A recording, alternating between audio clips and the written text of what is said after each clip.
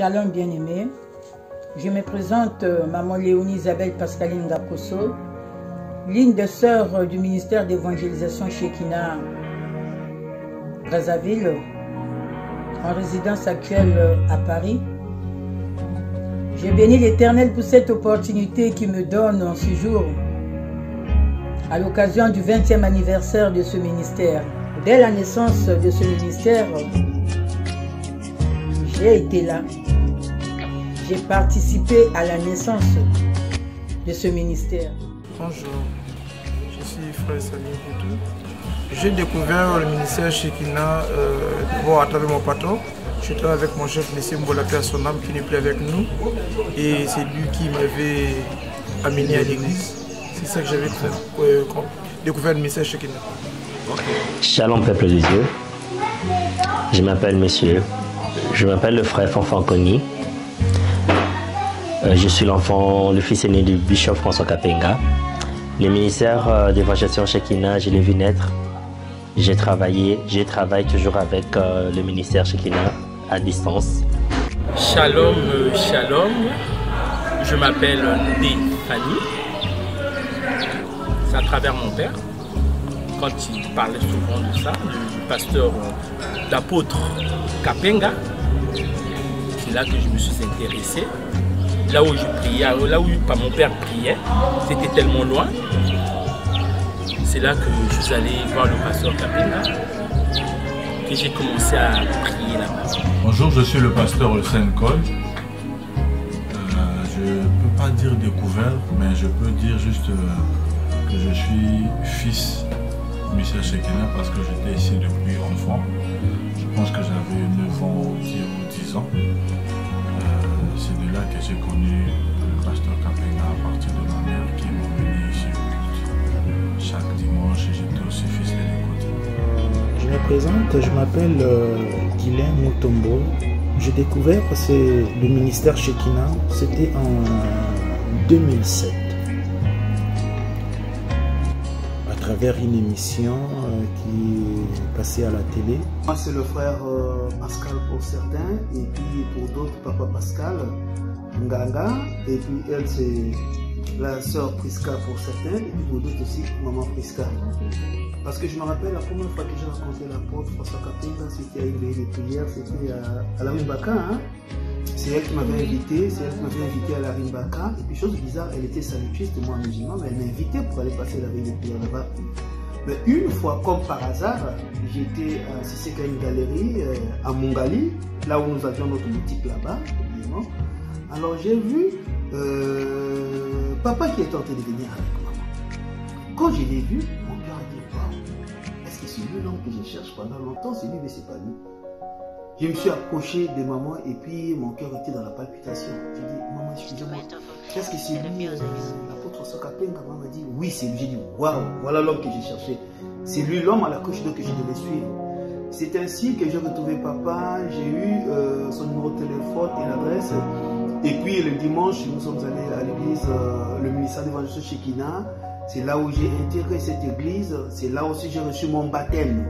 Et le baptême, nous avons été baptisés le même jour, ouais, c'était par le frère Henri et puis le frère Dido, c'est ça, non? Ouais. Ouais, ce sont les deux frères qui nous ont menés dans les eaux de baptême.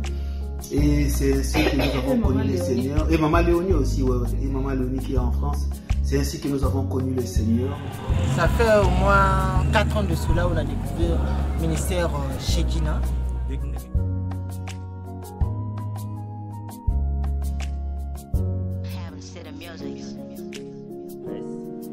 Ce que Shekinah a fait pour moi, c'est vraiment beaucoup de choses. J'ai grandi spirituellement, j'ai grandi matériellement, physiquement, j'ai grandi dans plusieurs aspects de la vie. Aujourd'hui, si je suis devenu bon en tant que caméraman et puis en tant que moniteur, c'est parce que j'ai œuvré en Shekinah. J'ai tout appris de la Shekinah. J'ai vu aussi la main de Dieu sur la vie de mes enfants et sur ma vie, sur tout le monde, et moi-même aussi, comment Dieu a fait à moi que je suis ce que je suis aujourd'hui. Et cet homme que j'appelle papa aujourd'hui, c'est lui qui m'a montré comment servir Dieu, comment aimer. Il m'a montré comment prier, comment intercéder. Donc, bref, tout ce que j'ai aujourd'hui, que j'ai comme serviteur de Dieu, c'est grâce à cet homme. Déjà, ce qui nous a impacté, c'est d'abord, premièrement, c'était la manière où la parole était prêchée. Nous, autant qu'enfants, on faisait un effort de copier ce que l'apôtre Kapenga faisait. Mais ce qui m'a plus impacté, parce que j'étais déjà en âge d'avoir la conscience, c'est son témoignage. Il a vécu un moment de maladie où personne ne savait, qui était très difficile. Et même le jour du témoignage, j'ai vu des gens même pleurer. Et je me suis dit après, comment quelqu'un peut garder tout ça pour lui et accepter de servir Dieu dans ces conditions-là. Et il était toujours joyeux quand il prêchait. Il était heureux, le miracle s'opérait. Mais lui-même, il avait un mal. Ça m'a impacté pour mon avenir dans le ministère. Et ça m'a encouragé pour se dire que malgré tout, Dieu ne nous abandonne pas. Il est toujours à côté de nous. Ce qui m'a vraiment impacté au sein du ministère de l'Évolution Shekinah, je dirais, c'est la vie de l'homme de Dieu. Sa manière de servir Dieu, c'est vraiment quelque chose d'impactant. J'ai rencontré des personnes très simples. J'ai rencontré des personnes qui servent Dieu d'une manière que personne ne pourrait s'y attendre. Et c'est vraiment quelque chose qui a impacté mon parcours dans ma vie chrétienne. Et c'est quelque chose qui m'impacte jusqu'aujourd'hui, leur manière de servir Dieu. Dès qu'on suis tombé malade, mon père n'était pas là. Mon père spirituel n'était pas là. Il est arrivé, le même jour que je devais être hospitalisé, il est arrivé aussi quand il est arrivé à l'hôpital.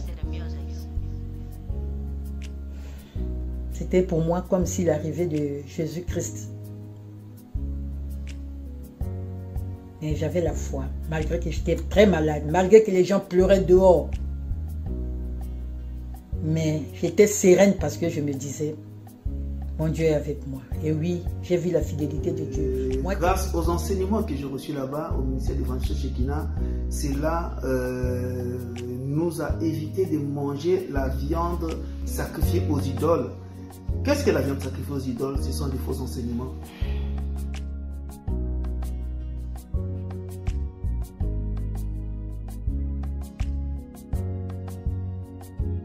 Mon souhait aujourd'hui, c'est que Shekinah puisse être découvert dans le monde entier. Que Shekinah soit une église mondiale. Que Shekinah puisse aller de l'avant. Que Shekinah puisse réunir la majorité des peuples. Mon souhait aujourd'hui, c'est que Shekinah puisse aller chercher même les gens qu'on puisse dire difficiles, les gens qui sont dans la rue, les gens qui prennent de la drogue, les prostituées, qui viennent à l'église, ils viennent chercher la face de Dieu. Et que puissions leur montrer l'amour. C'est quoi le véritable amour dans le Christ? C'est ça vraiment mon vrai souhait. 20 ans, c'est pas beaucoup.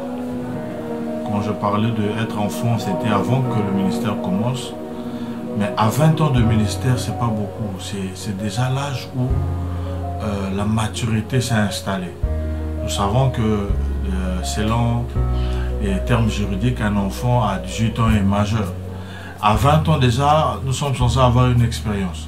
Et pour moi, 20 ans, c'est le début de beaucoup de choses. C'est une deuxième décennie qui doit commencer. Et moi, je prie pour mon église qu'il y ait une grandeur dans les serviteurs, une grandeur dans les membres de l'église et que nous soyons vraiment un grand témoignage de la puissance de Jésus-Christ, comme le nom aussi, que la Shekinah couvre tous nos affaires, notre vie, que ce soit le Saint-Esprit qui prend. Alors vraiment, je dis merci beaucoup au ministère de l'Évangile Shekinah, que le Seigneur puisse oindre encore son serviteur, le char de feu, l'homme à la couche d'eau, que sa coupe puisse déborder. Et joyeux anniversaire à nous, bonne fête à papa et maman. Je souhaite qu'on puisse réussir notre mission de faire asseoir le peuple de Dieu dans sa parole. Que Dieu vous bénisse.